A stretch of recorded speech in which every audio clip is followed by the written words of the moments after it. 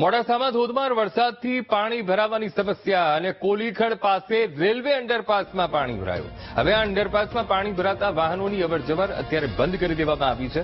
પાણી ભરાવાની સમસ્યાનું કાયમી સમાધાન કરવા લોકો માંગ કરી રહ્યા છે, કારણ કે દર વર્ષે વરસાદ પડે અને પાણી ભરાવાની સમસ્યા થતી હોય છે. ધોધમાર વરસાદથી હવે હાલાકી પડી રહી છે. વારંવારની રજૂઆત કરીને ત્યાંના રહીશો એ થાકી ગયા છે. અંડરપાસમાં પાણી ભરાઈ જાય છે અને વરસાદ જ્યાં સુધી બંધ ના રહે, પાણી ઓસરે નહીં ત્યાં સુધી એ રસ્તો બંધ કરવો પડે છે. અવરજવર બંધ થતા સ્થાનિકોમાં રોષ ફેલાયો છે. જે અંડરપાસ છે તેનાથી માંડ 300 ફૂટ દૂર મારું મકાન છે. અત્યારે મારા ઢોર જે બાંધેલા છે તેની જોડે પાણી આવી ગયું છે. ગામમાં જવાનો રસ્તો પણ સદંતર બંધ છે.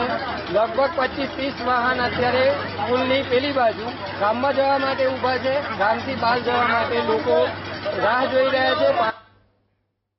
અરવલ્લીમાં